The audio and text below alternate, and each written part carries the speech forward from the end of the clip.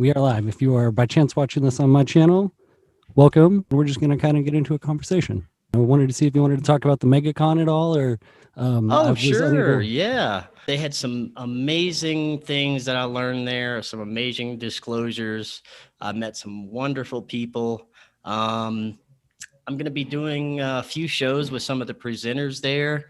It really wouldn't do me any justice to disclose this information myself. I'd much rather have these amazing individuals come on my show and tell you about it. But I tell you what, I will not look at ufology and the paranormal and any of these topics that really got me into this. I'll never look at it the same because I learned a whole lot this week, a lot that I didn't know, and um, from people that I wouldn't have expected to disclose this information from. So yeah, it was a great week, and look for some upcoming shows with some of these amazing presenters. That's actually how I came across your channel, not the UFO conference specifically, but exploring the Anunnaki. Um, I was working as a massage therapist at the time, and one of my clients would talk about them all the time. And something inside of me was like, this is interesting. I want to look into this more. And so I kind of went down that rabbit hole, and I'm very interested. I'm still kind of new in this journey. I would say at one point in my life, I was really sort of plugged into the matrix, very hyper rational, and didn't believe in anything crazy. And then as the last 10 years have unfolded, it's kind of been this slow, eye-opening experience. And so now I have so many more questions than I have answers. You are so generous to share your time with me. I think you personally, your channel has a really unique ability to bring together a lot of the subcultures of the conscious community.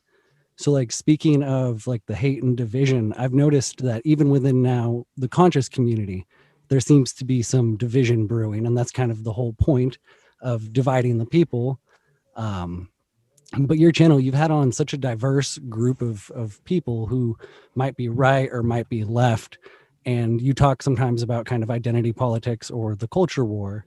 And so that's something that uh, I I'm so passionate about, but in like an alarmed sort of way. So one example is I'm reading the book The Gulag Archipelago, and they kind of break some segments down into 2 decade periods or 4 decade periods, and some of the crazy subversive psychological things that would go on.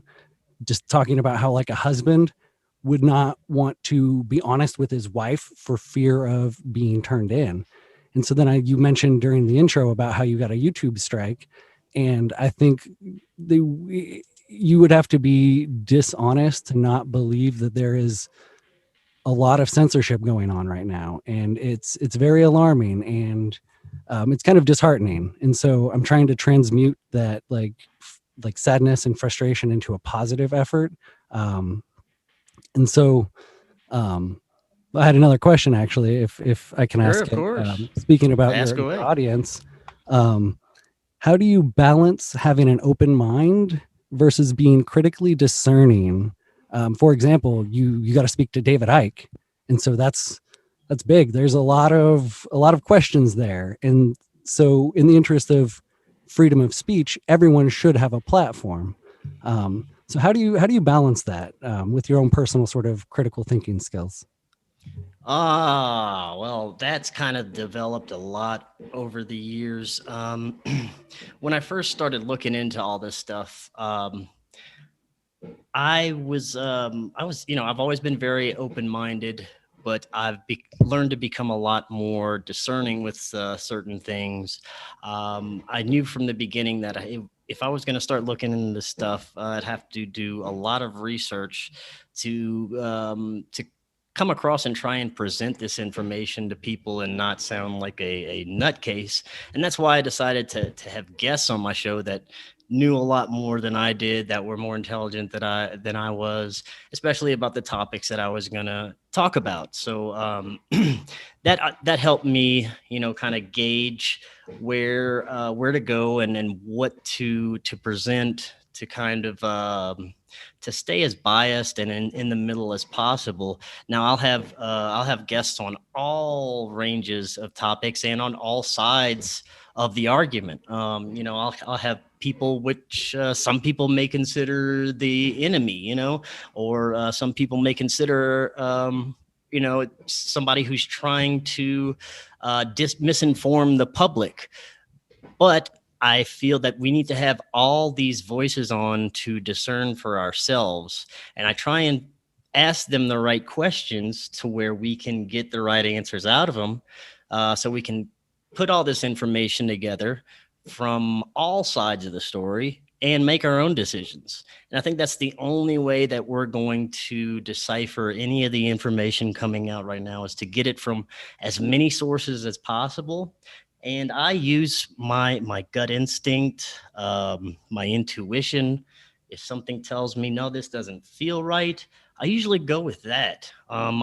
Don't necessarily overthink everything when it comes to some of these topics and theories that I discuss, because I find that when you overthink it, it just kind of makes it muddled and harder to come to a conclusion. So I usually stick with my first instincts. I don't necessarily disclose my personal beliefs with in my shows or to my audience. And That's if I kind of do, smart to protect if I yourself. do, it's because I have solidified that belief with either my own personal experience, which is usually the best way to do it, or I've had enough sources and people that I trust wholeheartedly tell me the same thing. Then I may present it as something that I could believe or get behind. But with most things, I really don't believe anything. I stay open minded to everything and keep everything a possibility. Okay, that I had two questions now, kind of stemming from that, but Of course.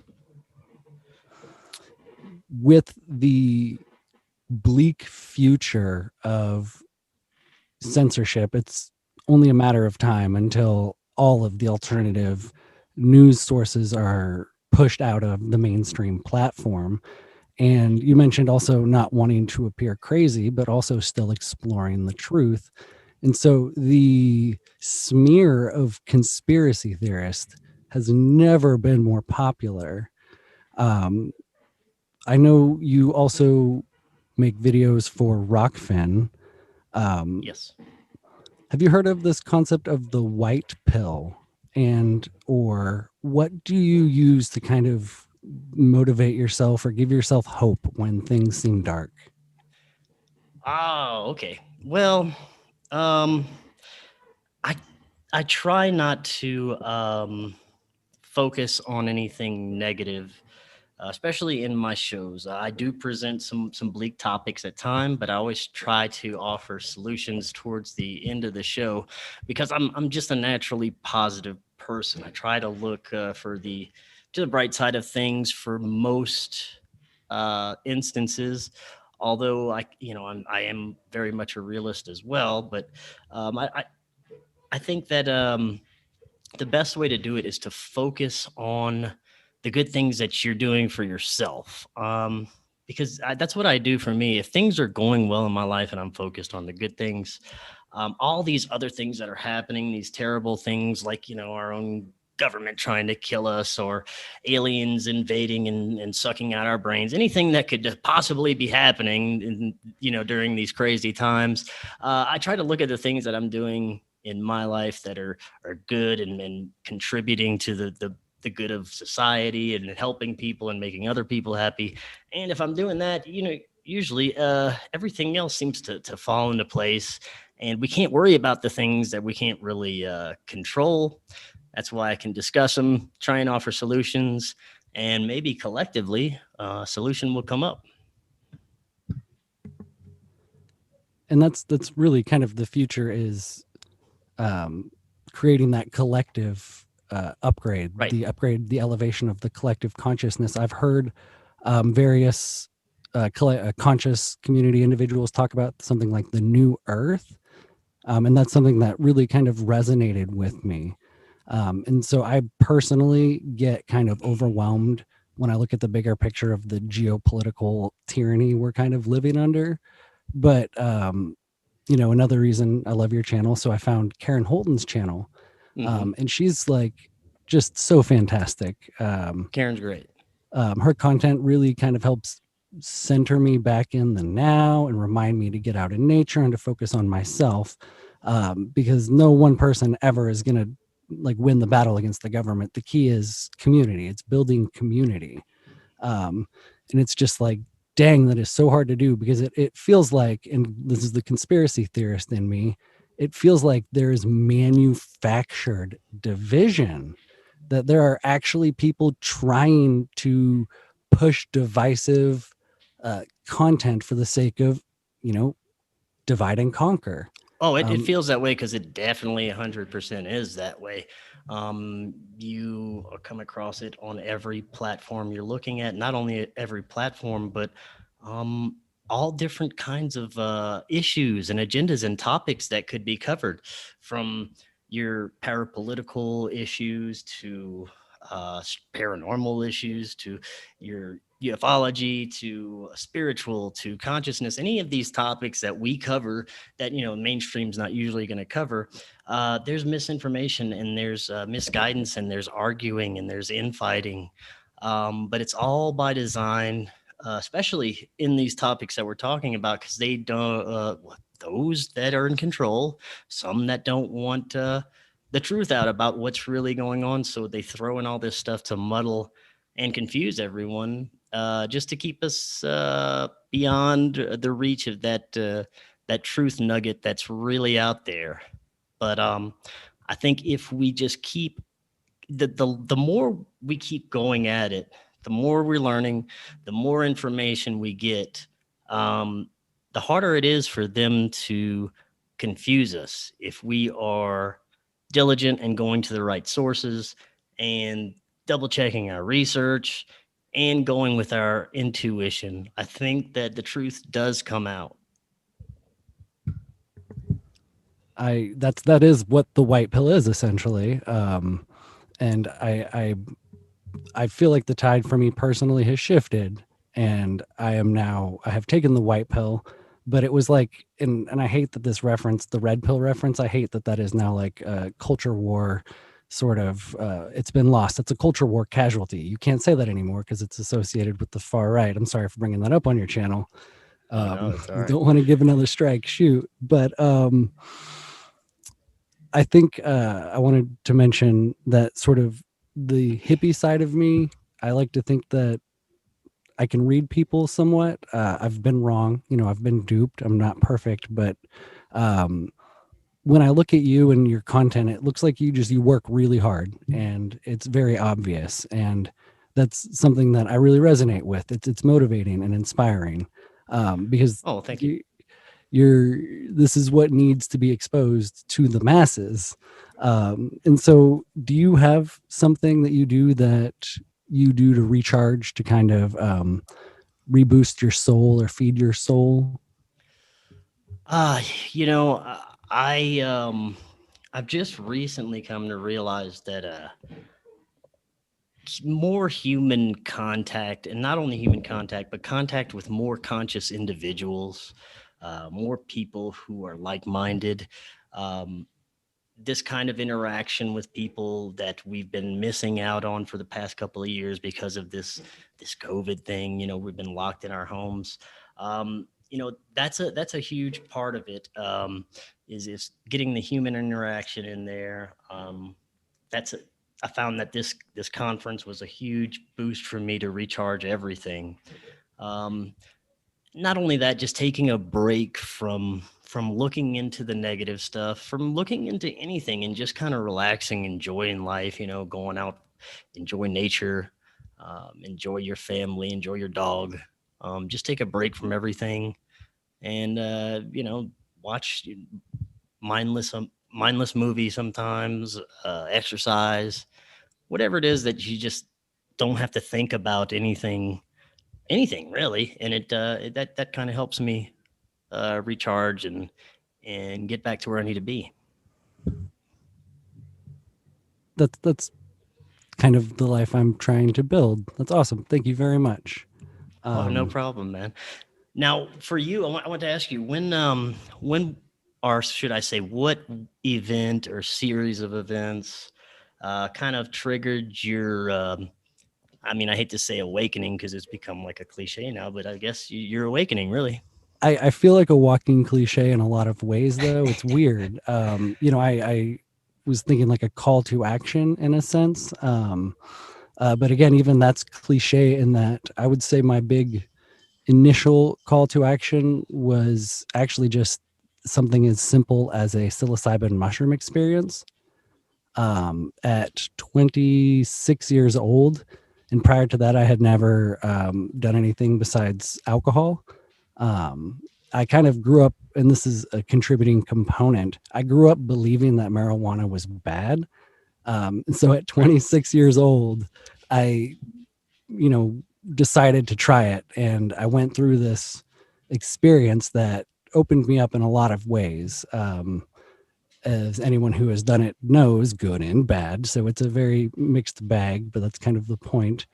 And then at that point, it had kind of changed my entire outlook on a lot of things internally and how I wanted to contribute to the world externally. Um, I would say that I was not happy with the person who I had been and simultaneously curious about like, how did you become this person? Which has kind of led me down this road of almost like a Carl Jungian psychological breakdown, trying to figure myself out. But then also it has paralleled with just whatever this cultural madness is we're going through. It's the timing has been synchronicitous, to use a Jungian term, and that like as I was going through my personal breakdown, the cultural breakdown was going on, and it told me the first mushroom experience I ever had. It told me I was not on the right path, and that it's going to take a lot of work to get on the right path. You can't just immediately do a 180, but I needed to get on the right path. And so that was like 4 years ago. And so it has taken a lot of work, but I kind of do feel like I'm on the right path. There's a lot of uncertainty in the future, which is kind of why maybe some of my questions have been pointed negatively. But I'm trying to remember to have faith every day, and not so much in the Christian sense, although in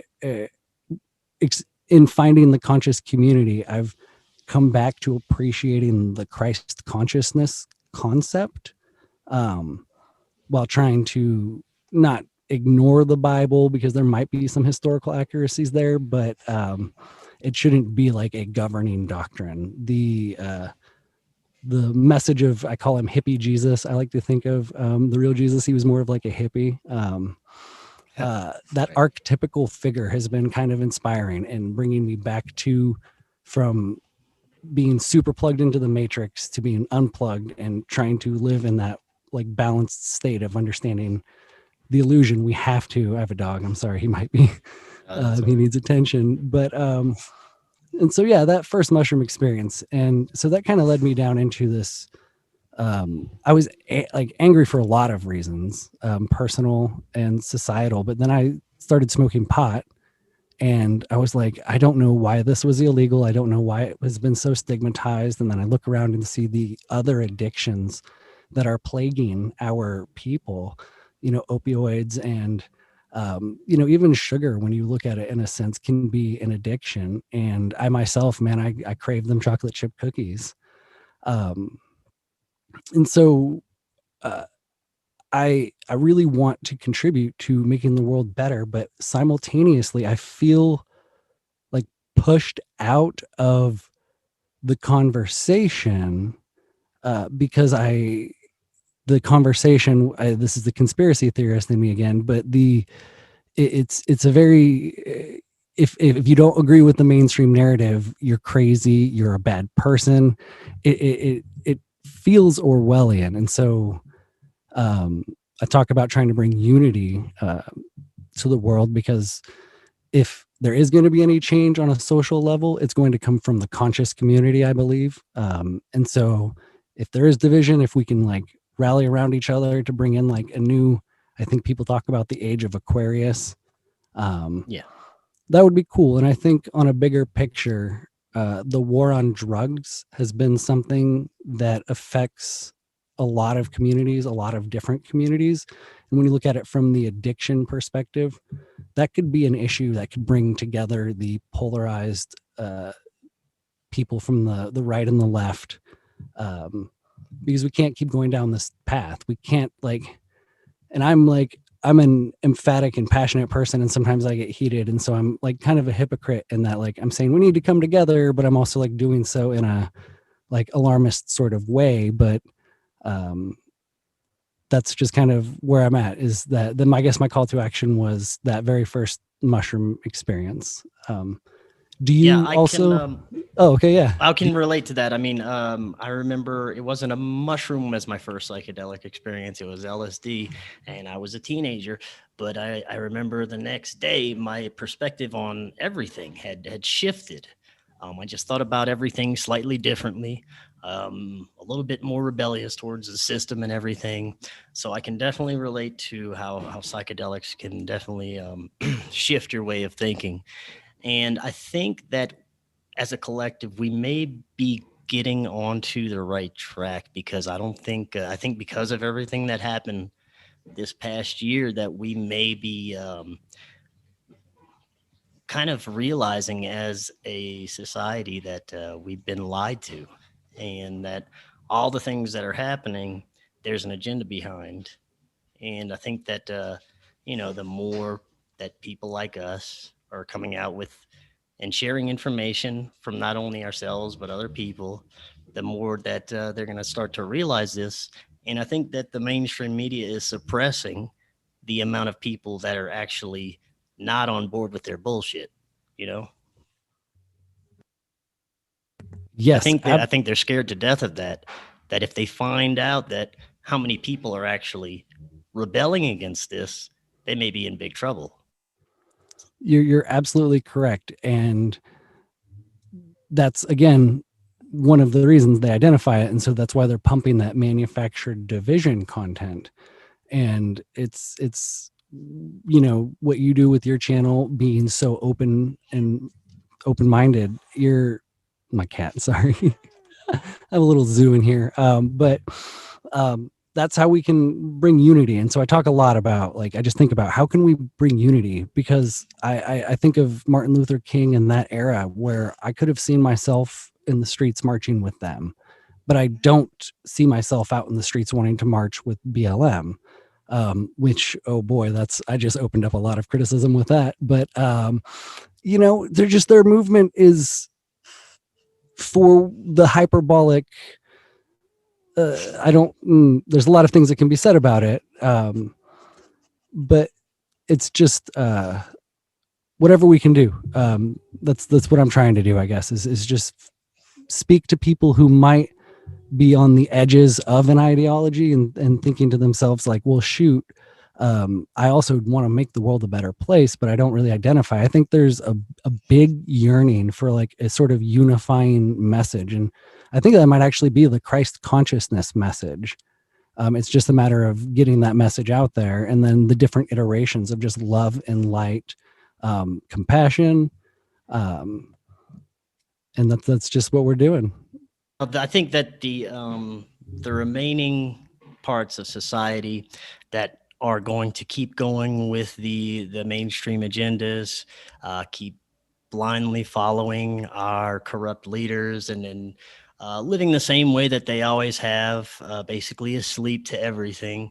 I think those people are those are the ones that we're going to have to worry about in the future, because those are the ones that have been indoctrinated so much that they can't see what's going on, and they're going to fight to the end to keep their way of life and everything they're used to and everything that they thought they had coming with all these agendas. If you're on board with this transhuman thing, you have this wonderful, transhuman life where your biology can be integrated with technology, and you won't have to worry about, opening your garage door with your clicker anymore. You can do it with your mind.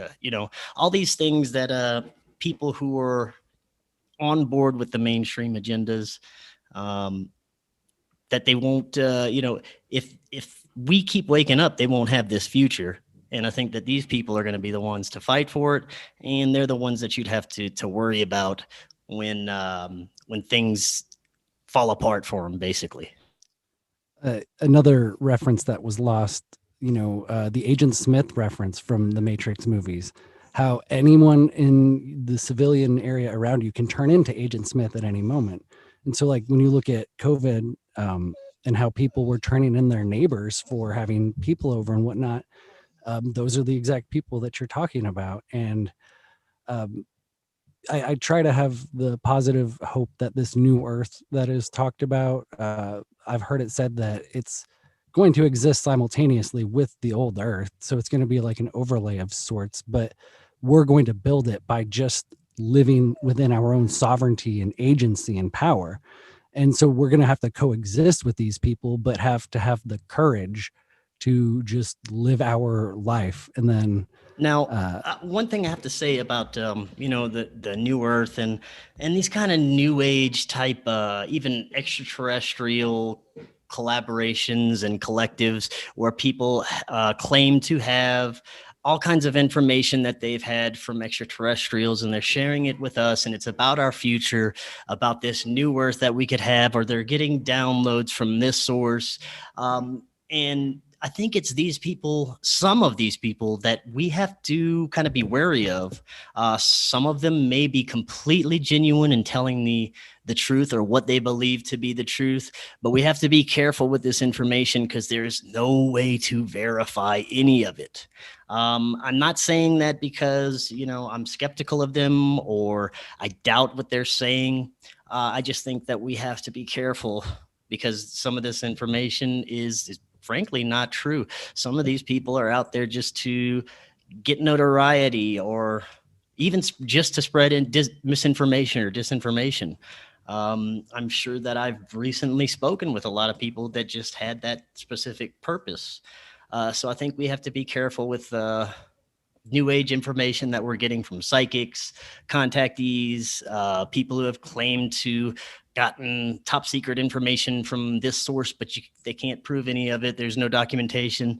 I interview people like this all the time. I think it's important to get the information that they have, but we have to be very careful of it. We have to, analyze it. We have to double check it. We have to look at the sources. We have to look at their background, where they're coming from. What's if they have any agendas? Why would they be saying this? There's so much to look at when we have to consider some of these theories about what our future is, what's going on, what the real nature of reality is. Are we in a matrix? Do aliens run the show? There's so many things that we cannot verify or prove that I think we just need to be careful of. But I think we need to keep looking in this direction because, look, I mean, the news and the mainstream media just told us that UFOs exist and they're not sure where they come from. And it's okay to talk about it now. So, anything could happen. I just think we need to cautiously look at it. yes, 100% correct.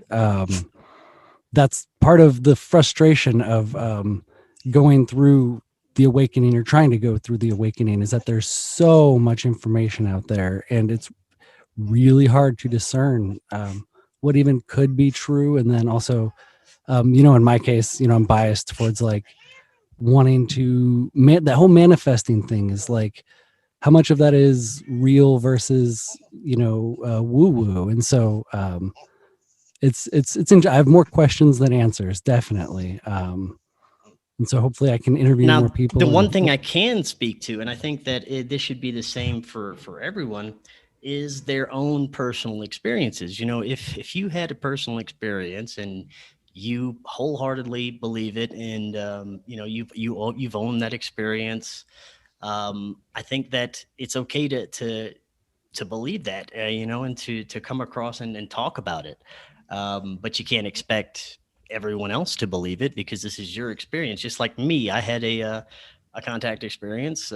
It helped me understand what a lot of contactees have experienced, especially with the form of communication that I had with these beings. Um, but I don't expect anyone else to believe it. It's, you know, these things are always, I think they're only verifiable by the personal experience or if multiple people have seen the same thing and they're reliable sources, you know? Absolutely. And you mentioned the nature of reality and could this be a simulation and all of that. Those are such fun things to think about, but it's impossible to really latch on to one. Um, and then you also mentioned your sort of lived experience, and how everyone can kind of have their own. And so within the nature of reality, there's an entire another layer of subjectivity. We all bring our own subjective layers to the experience. But ultimately that sort of coming together, the unity, I think that's hopefully the path to the future, um, the less daunting future. Yeah, it very well should be. I can say that. The only problem is with the way that the powers in control have basically created culture and shaped people's consciousness. Everybody really has their own ideas of what their ideal utopian society should be, the way things should run. You know, should we have to buy things? Should we trade? Should we have any governing officials? Should we just run ourselves? Should there be police? I mean, all these things people have completely different ideals on, and different thoughts on, and different feelings. And it's so hard, especially now, the way everybody's become divided, to come together on anything. Just like we were talking about, there's so much division even in this community. Uh, so you have to look at it on a wider scale, especially on a global scale. How do we come together that way? Um, Man, maybe it is. Maybe it is like the fake alien invasion theorists say. That's the only way to get the world united is to have this huge alien invasion. Then maybe everybody will be on the same page. I don't know. I really don't know. That's a huge question. That's a hard task because I always ask a lot of my guests who have this idea that we can come together globally and form this utopian society. But how? How do we change everybody's mentality to where we can all come together and get along like that? You know? I have no clue. I'm not a utopianist. It's fun to think that way, but I also think you don't have to be a utopianist to just look around and see like how crazy things are. But also at the end of the day, you have to focus on yourself. That's the big thing as well, as the best self you can bring to the world is the best change that you can affect. Um, and so I hope to do more interviews like this. Thank you. Because I have so many more questions. And that's partially my pursuit of Hey, if you have any questions, feel self-exploration. free to ask away. You've been fantastic. Thank you. Thank you very much. Now, yeah, before I take off, man, let my audience know a little bit about you know, your show. You got Heavyweights Light Feels. Do you do any other podcasts or have any social media or anything? Yeah. Oh, thank you very much. I do Instagram, but it's just kind of shit posting and nature posting mainly. Um, I would like to do more podcasts. I'd like to interview more people. So if you would like to have a discussion with me and you see this, send me an email. If you could put my email in your show notes, that'd be awesome. I really just want to have Yeah, conversations with definitely. people. And so I do make videos just kind of discussing random topics. I'm a crazy person. There we go. That's what it is. I'm just a crazy Well, maybe person you're looking the to. sane person, and most people are crazy. That's the way I like to think about it. Uh, yes, I There you I go. hope Just to agree. make like yes, you're right though, and that's like I hope I can manifest more positive. Like I'm yes, you're right. Um, truth trauma, as I've heard it No, called. seriously, we definitely need more individuals like yourself talking about this stuff. Even if it's just, even if you have no idea what's going on, just to open up the conversation, just to bring other people that maybe you think do know a little bit about it and talk with them. That's what I did, and I'm glad you're doing the same thing. We definitely need more open-minded individuals creating content right now because our mainstream media, our mainstream even movies and TVs and entertainment as a whole is all fake and controlled. And you're probably starting to realize that by now. All the real, even entertainment and content and good information is all coming from independent sources on these independent platforms, not necessarily YouTube. YouTube has become, part of the machine and system, but there's so many awesome, wonderful platforms that have so much good information right now with so many good content creators coming out. And I think that that's what we need more of. We need to take over us individuals, independent media, independent free thinking individuals need to take over Hollywood. We need to take over the media and take over all that space and create a brand new system for distributing information and entertainment to the public. Decentralize media somehow. And that's what That's it. independent creators allow and enable. And we just have to learn to kind of work somewhat together to fight the big machine a little bit, but retain our identities. Yes, Um, and that's what's great about platforms like Rockfin. They bring together all kinds of content creators on one platform, and you get everything for one monthly price. So you're not divvying out your money to 20 different platforms. and I personally kind of juggle with, I used to be able to get this for free on YouTube or whatever, but then you think about it historically, the newspaper was, I don't think the newspaper was ever free. So like the idea of getting your news is not old, it's not foreign, and it's like that's how privileged we have become as a society, that we complain about having to pay for some of our news. Oh, boo-hoo, sorry about that, but Well, I yeah. mean, if you think about it, you're paying for everything now, and everything is separate. Uh, who still has cable? I mean, we were in the hotel last week in Laughlin, and I flipped on the TV for a few minutes trying to go to sleep, and cable is awful. I mean, I don't understand how anybody could still watch this. Especially when you have all these on-demand apps and platforms where you can watch anything instantaneously. Nobody's watching cable anymore, so they're all paying for these individual platforms, which ends up being either more expensive than cable or the same price. And most of this stuff is mindless garbage. You find a good few good things on Netflix and Amazon, and here and there some good content.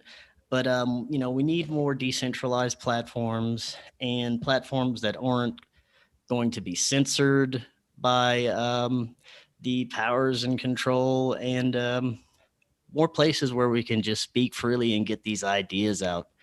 And I think that the future could be moving towards that if we keep doing this the right way. No, you're absolutely right. And so I'm sorry you got the strike. I'm pretty sure we didn't talk about anything too crazy. No, we're So good. yeah. But so if you're watching this on my channel, Rockfin, go check out Forbidden Knowledge News. We're also on Odyssey. Odyssey is hopefully going to be our YouTube replacement. All of our completely free content is going to just go up on Odyssey as a YouTube replacement. All our content, By the way, you can get a free account on Rockfin and get all our free stuff. You can get everybody's free stuff on Rockfin. All our regular shows that go up on YouTube, get them on Rockfin. All of this is just a matter of putting a different address in your browser. If you don't want to pay for the content, guess what? Everything is free on the podcast. All my content, no matter whether it's a premium on Rockfin or what, everything goes up for free on the audio podcasts. So you don't have to pay for any of my stuff, really, if you don't want to.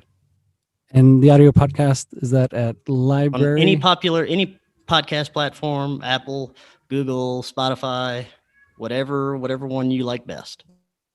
Awesome. Thank you. Thank you very much. All right. Well, yeah, Andrew, man, thank you so much for having me on, and hopefully we can talk more again in the future. And yeah, guys, go check out his channel, Heavyweights Light Feels, and hopefully we see some more good stuff coming from you soon. Hey, thank you very much for all the hard work that you do and for the time. It's motivating and inspiring. So keep it up. Thank you very much. Thank you so much. Hopefully we'll talk again soon.